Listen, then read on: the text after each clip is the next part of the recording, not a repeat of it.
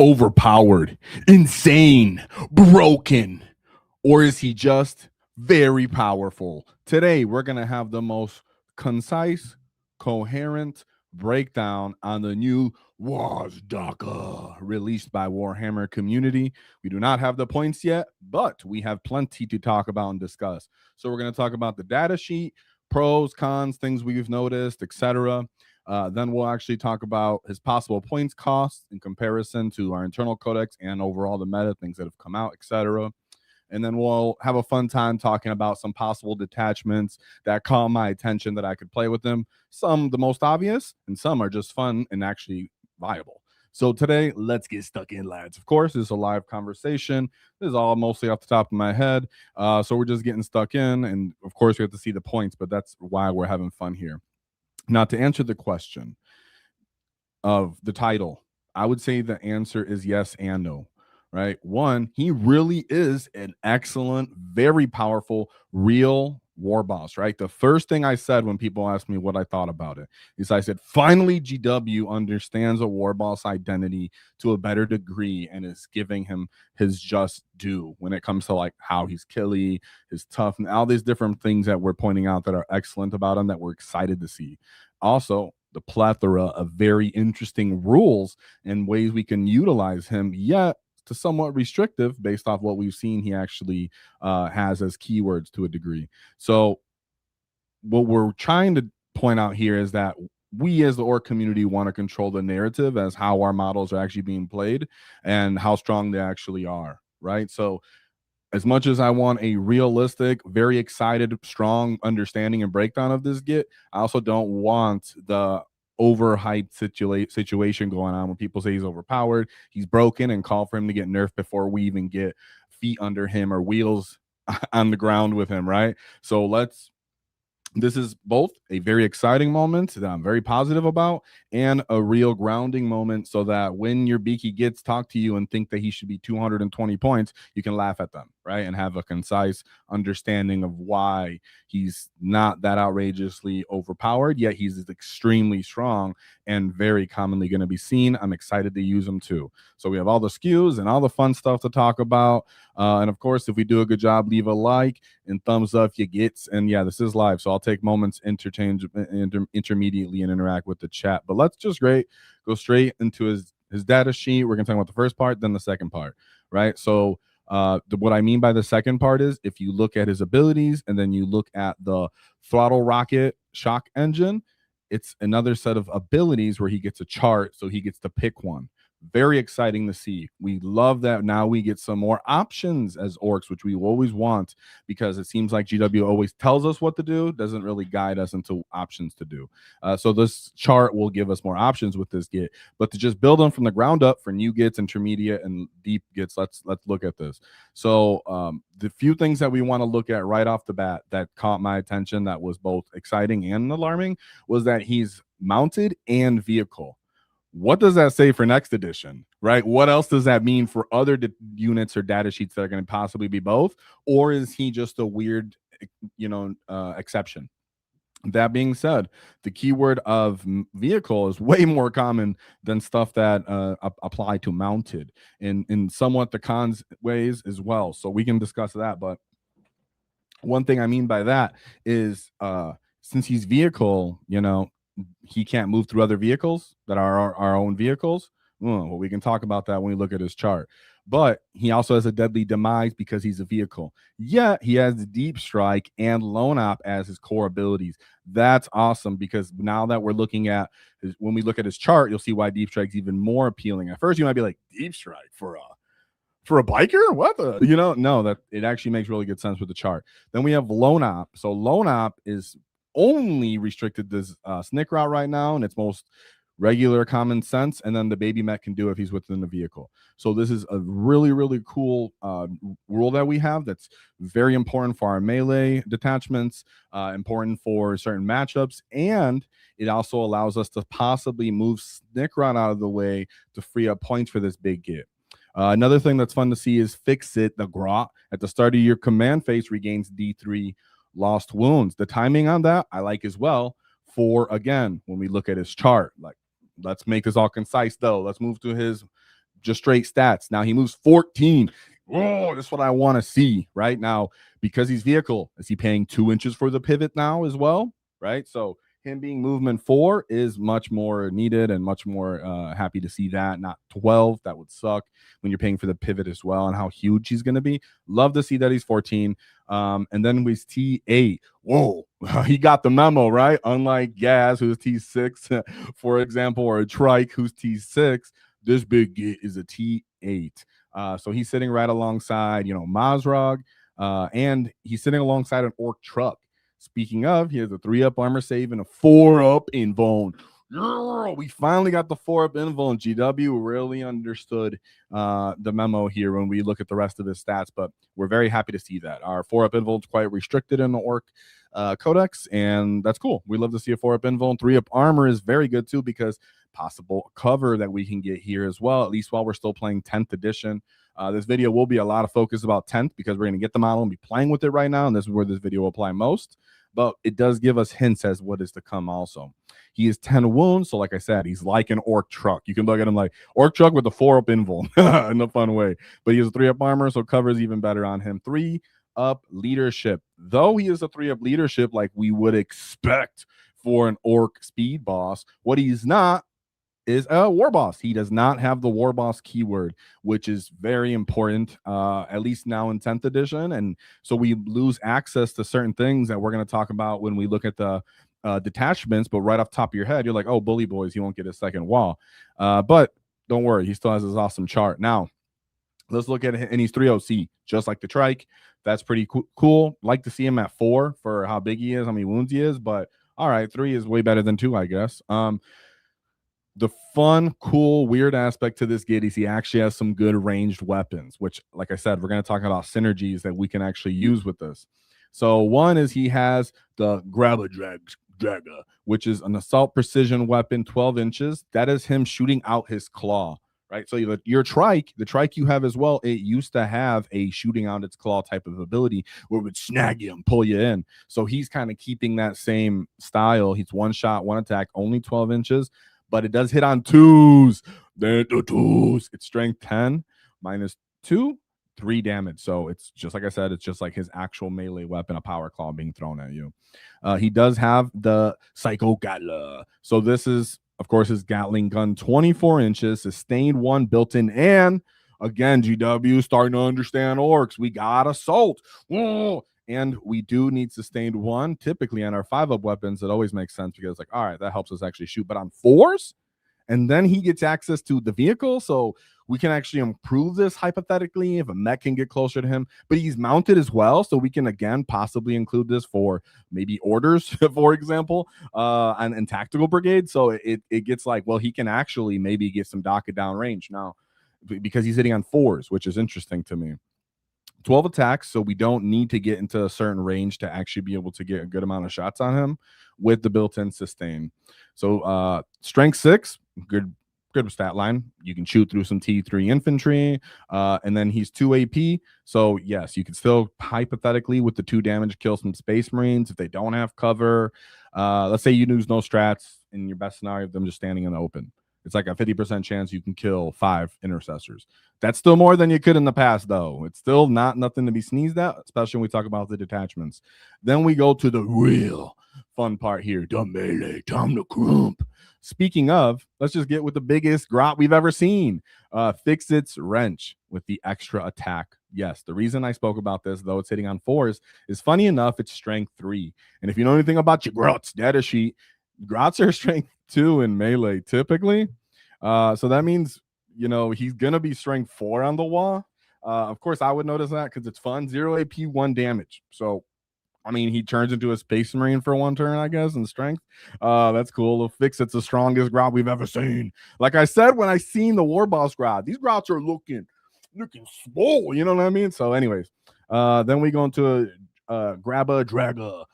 So that's his actual main melee weapon. It is Lance, which I love to see that goes with his ability in lore to kill vehicles, titans, etc. So it's 6 attacks. Thank you, GW. Hitting on 2s. There you go. Strength 10 minus 2, 3 damage. So 1. Finally, GW stopped giving us 4 attacks and then went all over the strength 6. 6 attacks base. And then on the wall, he'll get up to 7. You finally understood. Orc characters need to be very killy and crumpy, not just in the wall. Again, they actually hit on 2s. I don't need to be leading somebody to be hitting on 2s like most of my other killy orc units, like for Warboss, for example. He hits on 3s with his power clause, and the character units give him +1 to hit. Speaking of, he can't lead anybody. He doesn't have the leader keyword, right? So none of this is leading anybody. He's just by himself. But speaking of hitting on 2s, strength 10, 11 on the wall, plus lance. So medium to small vehicles, he has a good shot of crumping them pretty good if he can get down to wounding them on 2s in some situations.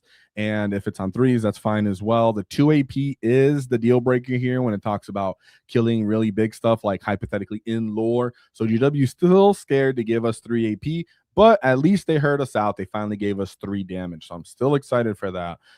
This is good as I can punch out some elite infantry units, for example, maybe like a Chosen or what's the other 3 wound Chaos Marine stuff? I'm having a brain fart, but whatever. So they have other stuff. If you're taking something to 5 up, it's like, all right, he can actually crump something, especially when you stack detachment buffs on him. Then he gets bulking speed and flaming exhaust. So his actual mount hits. Our trike should do the same, right? Our trike should absolutely do the same. Trike only gets 4 attacks, and I love that GW is really considering this. If he has a mounted keyword, just like a Squighog Boys, the mount gets involved. So there we go. So then the speed, bulk, flaming exhaust, it's extra attacks. So that means this will not get +1. Neither will fix it for the wall, because the wall will only apply to his main profile, which is his grab a draga. Sorry guys, funny when you say orc stuff too many times. 6 attacks as well on this mount, hitting on 2s again. So unlike hitting on 4s for like a squig, for example, or the mounted squig characters, you know, those guys hit on 3s, like the great white squig hits on 3s. So it's only strength 5, but that's strength 6 on the wall. Again, he's actually able to chew through T3 infantry, so people aren't bogging him down necessarily super easy. -1 AP, 1 attack.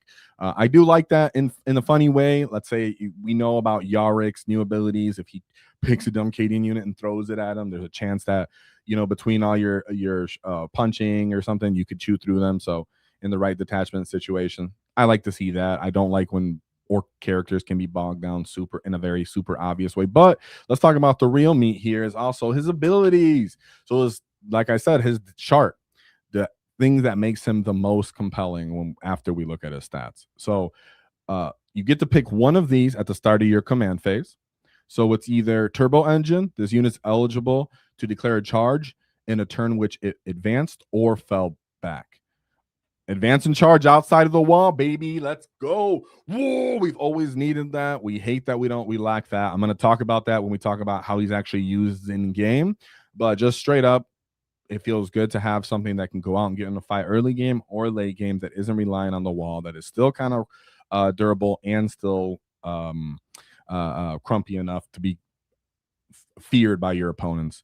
Next is shock attack engine. So in your command phase, if this unit is not within engagement range of 1 or more units, you can remove it from the battlefield into strategic reserves. Now, in some cases, you might think it's not worth it, etc., because I'm always going to do 1 or his 3rd ability. But there are some cases in some games where you use him either to get the enemy to commit or to break up some somewhat killy, staging units. And when the enemy reacts to him, maybe he survives because they undercommit. Because remember, orcs still have a lot of other cool stuff that's kind of tough at times. And when I mean in unit count, if we build our list right, so there's a chance he could survive. Let's say he falls back, doesn't go into a fight because he's so big, and the rest of your army is getting in the fight. You could hypothetically pick him up. You could heal him first, because if you go by Fix It gives him D3 to heal. Of course, a mech could heal him, but that's in the movement phase, and that's if the mech can even keep up with him, because that's in the end of the movement phase. So if the mech already healed him, I guess. But the idea is Fix It would heal him. He goes into strategic reserves, and because he has deep strike, he can come back anywhere So that's why shock attack engine is actually a bit more interesting than most people consider, right? If he's one wound, it's like, well, maybe I won't just throw him away. But if I can regen a couple wounds on him and attack someone's home objective and flip it, if I know it's going to be turn 4, turn 5 type of game where the opponent's been playing reserve because they're scared of my Gaz, my Zod, my Wazdakka, and then at that point, when the lines meet, if he survives, I can pull him up. Enemies committed, made some space free in the back. I jump in the back, I kills 5 intercessors, boom, or I at least flip up objective in a way. So that's what I'm saying. It could be cool if, that's why people are so interested in him as well. Then we go to Pulsajet, the one that makes everybody the most excited and the one that we really want to try getting involved as a datasheet ability is each time this unit advances, do not make an advance roll. Instead, you just add 6 to his move, so it counts as an advance still, but he moves 6. And models in his unit can move through models and terrain. So this makes up for his weakness to a degree, that he has the vehicle keyword. So if he's not utilizing Pulse Jet, that means you do have to be worried about not only terrain, but going through your own vehicles as well. So that's the other thing that I think people have kind of been not noticing, because they always consider that Pulse Jet's going to happen, which it can. And there's other ways than just Warhorde calling the WAAAGH that you're going to be able to utilize Pulse Jet, which we'll talk about a bit more when we break down how he's used in the game and some of his detachments. But all in all, this kit being able to move, if he's just a straight line, 20 cross entire no man's land and then get stuck into people's lines, cool. But if he can do that as well in late game, once everybody's already getting in fights, there's skirmishes happening everywhere, and he comes in turn 3, blows past everybody and hits someone prize staging late game unit as well. All right, that's pretty sick as well. So I'm very excited for him. And if we got it all wrong and he can actually lead units, then this ability is even more sick, right? So if GW just forgot because they have great editors, I guess, or whatever, but PowerPoints, they do terrible job at applying keywords sometimes. So there's maybe tomorrow you can do leaders. That just makes all this better generally. And then last but certainly not least, you get Wazdakka. So he gets his own WAAAGH, which simply means if he's your warlord, war bikers become battle line. And I will talk a little bit more about that. But as for that, I think that covers most of the things I want to share about his just straight data sheet. There is a little bit to say, like he has smoke, for example. We'll see how that plays out. There is fun stuff to talk about that when we talk about his detachment synergy. But like I said, I still have to talk about the rest of the topics I want to talk about, as just how he synergizes with the codex and the units and the buffs that he can possibly get. So the one thing we don't know is point cost. Now, this is going to be both a internal comparison and AGW's recent comparison to a degree. So we need to just kind of we're just going to put it in ballpark range here. Off the top of my head, if he's under 150 points, you could probably see him in just about every orc detachment, which is, I think, what most people are agreeing to, right? Most people are saying he could probably be around there, and they'll really consider him for most orc detachments before even playing him, before getting their hands on it. I think most people agree on that. And if he ends up something like 180 points or 170, 160, he might start getting into the overcosted range, and then he only goes in detachments where he has the most specific synergy.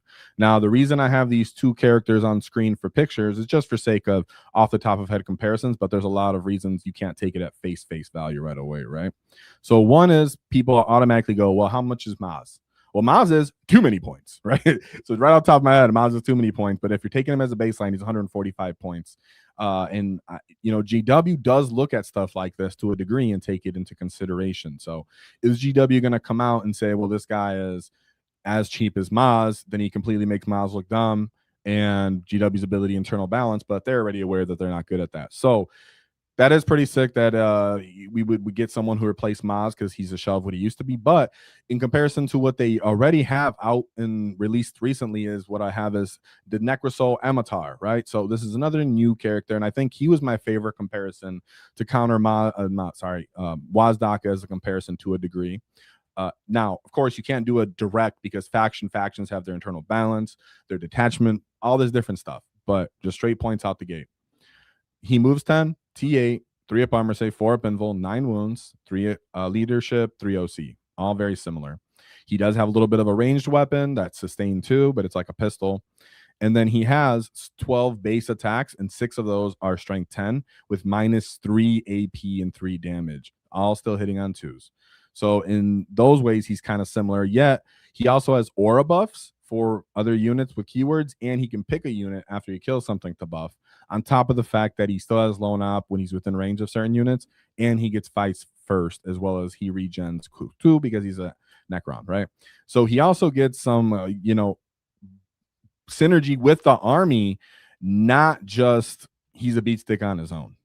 Now the difference is he's infantry also, so that's good for him as he can already move through terrain. But Wazdakka does have a counter to that, so Wazdakka hypothetically could get the initiative on him, maybe tank shock him, but ultimately Necrosaur fights first, and that would just be a fight on who gets lucky. But GW had him come out about 160, and then he ended up going up to 180 something, which is probably where he's better at. But that being said, between Maz and this guy, I ballpark, he definitely cannot be within the same 10 points of Necrosaur to that same degree. No synergy, and he's just a beat stick, so that's cool. I don't think he's going to get the Twin Lance treatment, or he's going to be super undercosted. So I'm thinking he's going to end up like 160, hopefully, not closer to the Nemesaur. But if it was my biased Orky opinion, I think he's way cheaper in value than that. He should be like 130, right? So, which people will be like, "Oh, you're crazy. What tactics?" Da, da, da. Well, as I said before, when we were talking about his data sheet, right? I'm going to give you a grounded a bit, comparison here. One is when we look at his data sheet abilities. Obviously, when he's Pulse Jets, awesome, love this ability, but if he can't use this on the wall, and he tries to use something else throughout the game, very hampered by his movement. He's giant, and he's not leading any units, so he's just kind of just standing around waiting to get in position. So he again becomes very reliant on the wall, and there has to be buffs like kind of stipulations to him utilizing all his buffs, because he's not going to also be able to declare the advance and charge and move through all this stuff unless he's synergized with a detachment, which we are going to talk about, which he does have access to. And I think I already pointed out the vehicle keyword and the lack of the war boss keyword and the lack of leader keyword. So there are some other buffs in there that I don't like to see. Oops. So I think, we're going to end up seeing 160, 150. I would like to see cheaper, like 140, whatever, 130. So that's just ballpark right off the top of my head. Don't take it face value. GW might come out, but we're taking that in consideration because we're going to move on to the detachment or rolling game aspect of this, and then we'll talk about the detachment, which is the fun part, and I'll be more involved with the chat. But chat looks like it's generally agreeing with me. People are saying roughly 140, 160. Some guys are saying 180 to 160. 160 people are thinking about as well. So yeah, someone needs to nerf old Baelai. Exactly. So we got old Baelai out there still doing crazy stuff. We just don't know how much his cost is going to be either. People are thinking 140 because of his shooting profile. And yeah, the thing about him being T10, 110 would be too little. Yeah, sorry. But the one thing I want to say about him being T10 also, just speaking matter of factly, is that his toughness, C8, sorry. His toughness becomes far less appealing only because he has vehicle attached, which means now he's completely vulnerable to every anti-vehicle weapon there is in the game. So he has all the downsides to vehicles, and we'll see what the upsides are next edition. So I just had to point that out as well while we're talking about his point. So then we have roles in game. So let's talk about his roles game. This is for 10th edition because we don't know everything he can do, what kind of buffs he can get, etc. next edition, how it will stack, blah, blah, blah. So one is he can just be a beat stick. So if you're just playing with him and he just gets out and there, gets in a fight, that's very obvious. Some people are going to just throw him out there first chance they get. I get it, not thinking you should necessarily do that. But two is this lone op utility, right? You can move towards your natural expansion, and it's going to take the enemy real commitment to take him off. Or get way too close to the rest of your army. And then from there, he can end up just zooming into the enemy lines if they're too defensive. Or if they're too scared, right? You can also do it for mid game the middle board, right? So he does have speed freaks ability. So of course he has I think he has synergy with some cult of speed reaction moves there too. So loan op's always awesome. And like I said, because we don't know his cost, I'm already just assuming, and most people are, I might just end up taking Snick right off my list, even if he costs a little bit too expensive. And then boom, he gets his kind of point costs better, right? Then we go to mid to late game bully. What I mean by that is, let's say it's a matchup where I can just commit early into a fight. Sometimes you got to turn 2 WAAAGH. Everybody's lined up. It's a World Eaters matchup. You guys are just getting stuck in. Maybe it's a other Orc Mirror matchup. Maybe it's a shooting army that they don't have that many screens. You've cleared them, so now you're just full committal. Stuff like that. Maybe he doesn't have to full commit, and there's the table is already kind of filled up. There's a chance that he stays alive for turn 3 and just runs around, still declaring his advance and charges. Maybe utilizing the wall to go punch something in the back lines that's really not like a high priority target, destroying them or falling back from them, and then continuing the bully and kind of picking fights where he's more of a bully than getting and hunting down elite units. The next thing is early game pressure without the wall. So the enemy has to actually consider that this git might just advance and charge at you. If you stage him in a terrain that he doesn't have to worry about running through, he's just behind it. He's still moving flat 20 in a straight line. And then when we talk about the detachments, there's ways that can make this even more interesting, right? And then again, he controls the tempo and enemies' attention. So the thing about orcs is if you have, Gaz, Zod, Brick of Squigs, Mega Knobs, the Flash Gits with the Big Mac, a Trike with leading a unit, a super cyborg body, or something, you have a threat saturation thing going on here. The enemy, it knows Wazdakka can reach them and can crump them. Yeah, and he's kind of a small lone missile on his own, seeking missile. He still, if they overcommit and overreact to him, that just sets up the rest of your army. So in a way, he's distraction current effects. Also, to the chat, I said the mech can heal him. The baby mech can heal him and can give him +1 to hit. But because it's at the end of the movement, there's a chance Wazdakka is 20 inches away from this git. Unless you follow him, jump out of a vehicle and poke him, or you're already staged in a good position, and then he moves up near you. So it's a thing where you can, but what circumstances is it actually going to come up that you can get the baby mech to work on him? But you can get the baby mech to work on him. But what's better than that is, how does he actually work in detachments? So regardless of his points that we know right now, I can tell you that these are the detachments that just came off the top of my head that I might be using him with, and some fun reasons why. Some more competitive than others, but hey, I enjoyed doing it. So just to start off with, the obvious one is Cult of Speed, best overall synergy, right? He has already access to the wall, so he can always be in his best ability, which is auto advance 6, move to terrain and units. So obviously he gets that. The reactive move that built in there, the access to all the other 4-up invuln units or armor saves that exist, and saturation of T6, speed, jailing people, battle line means he can go up to 36 bikers, stuff like that. So Cult of Speed is one of those possible no-brainers. He does already have sustain built on his weapon, but this detachment's funny. You Cult of Speed, you can maybe give him sustain 2, or you can give him lethal 5, crit 5 pluses.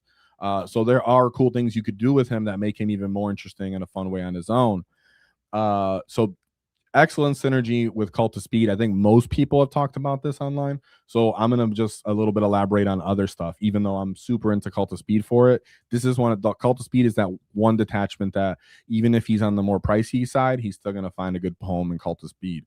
Another fun one was the new Freebooters detachment. As someone who's been playing them on right now on my own, right away I thought, well, I can get him to stay in his favorite Pulsa ability, where he auto advance 6 is jump through a terrain. One is I could just simply say, he's right here on my home. I can just jump him and go attack your natural expansion.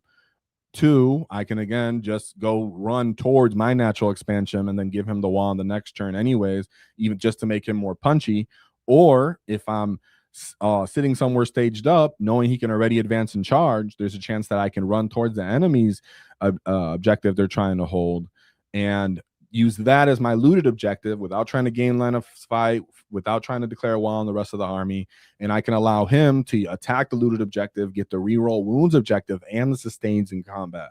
So he actually was more interesting to me in the freebooted detachment than people actually were saying. And then chat said rapid ingress him into objectives for next turns. Yeah, fun things like that. Smart gets. This is where we're trying to say, like, Culture Speed is the obvious play for obvious reasons, but freebooter can still have a little bit of fun. Another thing that could be fun is if you gave him blast. Now, you have to be pretty, safe with your CP. So, of course, this is tongue in cheek to a degree. But with his precision keyword on his weapon, if you shoot at the right targets, you'll be giving drags instead of hoping that he gets sus 1 and then hoping you just roll a 6, which is still cool.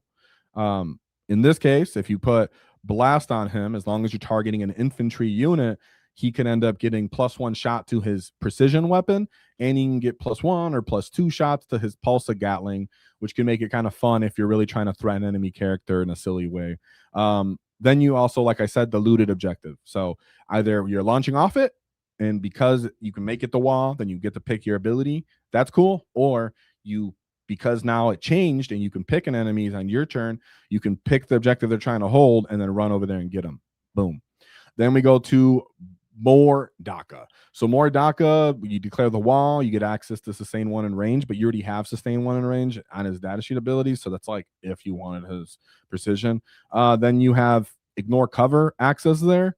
So, if you really wanted to actually ignore cover and get some utility out of his shooting, if you want to do the mech combo where you give him +1 to the mech with the mech, then you use ignore cover. Then the -2 AP hitting on 3s might be very, very interesting with sustain. And then, like I said, more DACA actually has access to reroll wounds, so it's not dependent on your looted objective. So the reroll wounds is just easy to get off and more DACA, which means he can end up running up and doing it there as well. Now, the sleeper detachment that I think was kind of fun to look into was Tactical Brigade. When I mean look into is, I just thought about it at work a little bit. So with Tactical Brigade is now, because he doesn't have the War Boss ability, it means he cannot give tactics, which is a big downfall. But he can be given tactics. So if you are one of those funny gets that wants to use a baby Mick with Big Gob and poke him maybe or something, there's a chance that you can use Gaz can yell orders at him. Snickrock can yell orders at him if they're on the same list.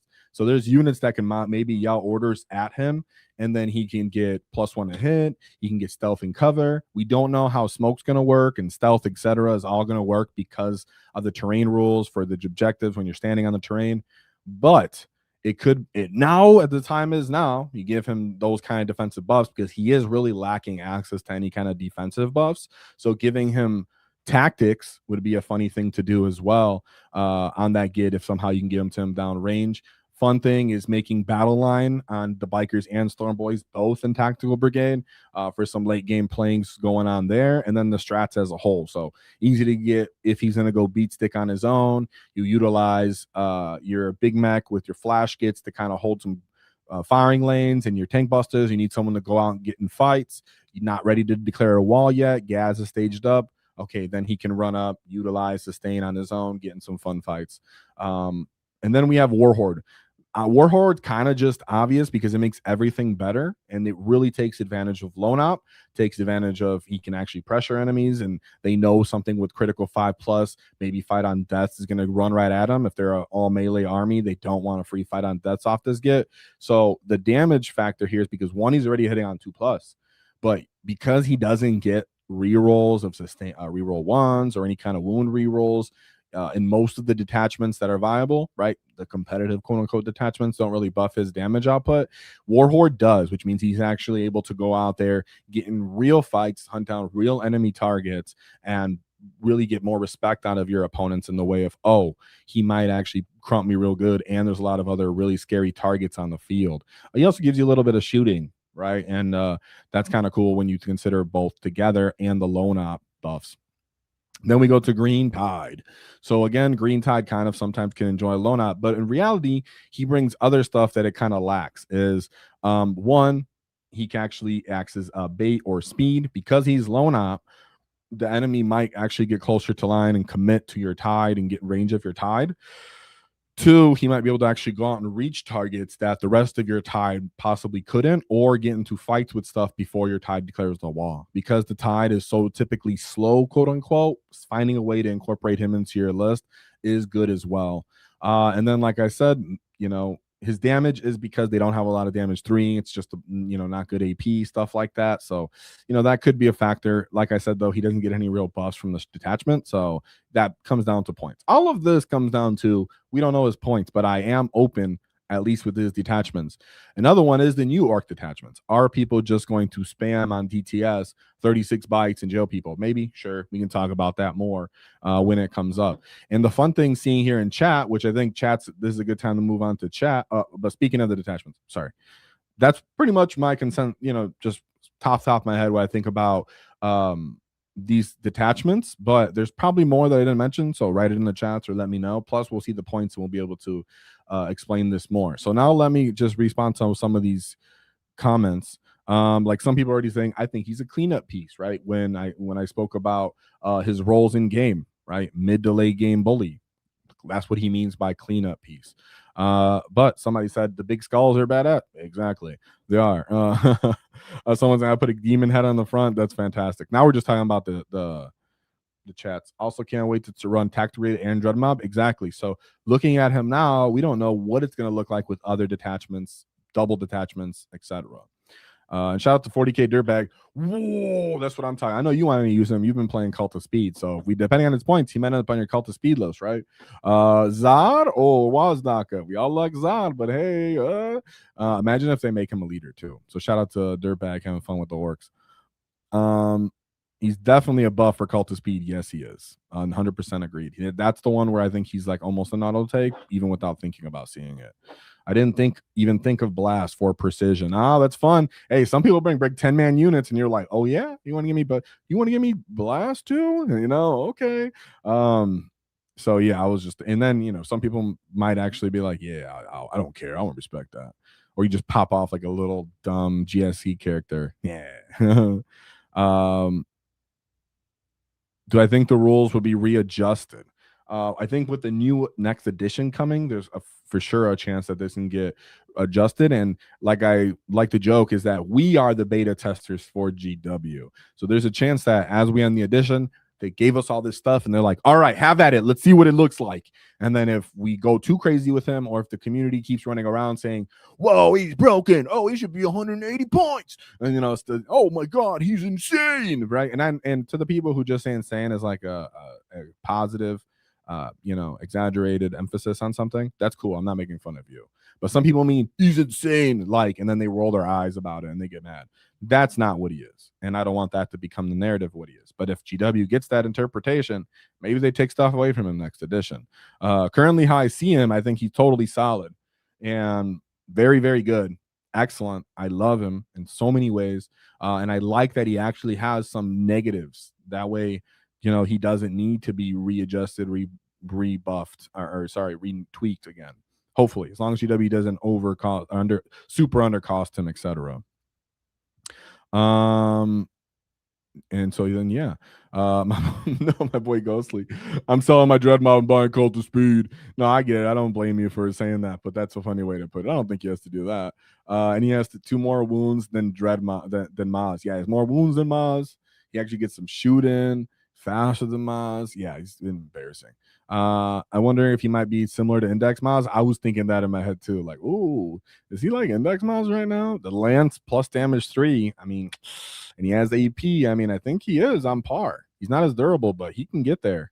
I think we should focus on 10th edition rules for 10th edition. 11 could see a lot of unknown changes, and orcs will be first to get a codex, so we can have a whole new stuff in the codex. Yeah, that's why I'm saying this video is mostly focused on playing them in 10th, even though there's a lot of cool stuff we can look at for next edition, double mounted and vehicle. When we get detachment synergy buffs, how will smoke look? How will stealth look? how will low and op look. So there's a bunch of different stuff that we can, yeah, exactly. So let's just enjoy what he is. I'm having a great time looking at him. It made me want to play Cult of Speed again. It made me want to enjoy Freebooters maybe even a little bit longer. So I think that we should just enjoy him for what he is, paint him up, get him ready, and maybe tell me if you put him on your tactical rock. I don't think he will be that good. He will be too expensive, is my guess. And a little bit of that is, negative because how we've been treated, and I get it to a degree. But I don't think right off the rip we're going to be overcosted. I'm not sure. I think, like, to me, I think 160 is probably a little overcosted already. But that's where I'm thinking GW is going to put him, somewhere around 160. And I think he's not that good for the weaknesses I pointed out here, some of his lackings. But as a whole, he's excellent for what orcs wanted, excellent for what orc players needed, excellent for what we've been craving, even if it's not like the most meta breaking unit.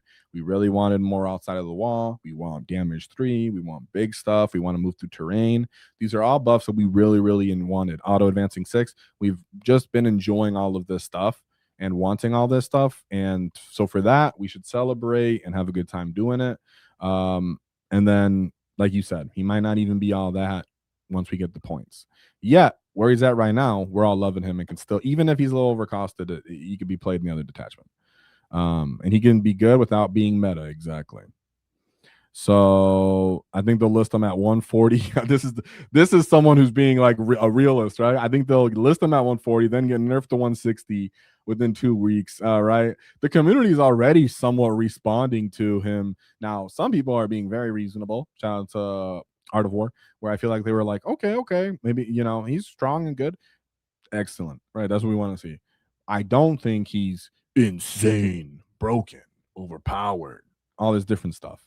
Even if he was 130 points, I don't think that. I think his price might make him insane in price at that point to a degree when you look at it, but he's not insane in the grand scheme of the rest of 40K just internally in our codex. So, I'm cool with it. It's the end of the edition. Let's have fun, boys. So yeah, and then I think the teleportability will be his strongest ability, to be honest. I think moving through walls and auto advance 6 will be his strongest, but I think this one will be the slept on because then he can be used late game and be healing himself and stuff. So I appreciate that. And it's a fun take.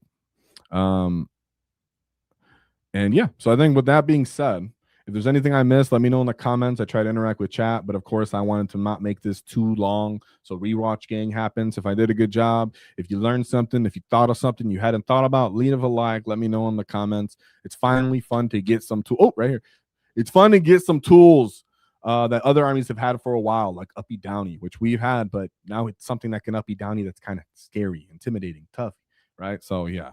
I'm happy I'm here for it. Let's all be here for next edition. Support the channel so it's here for next edition as well. With that in mind, there's only one thing to keep in mind is don't cross our wall because we'll not get T-foul.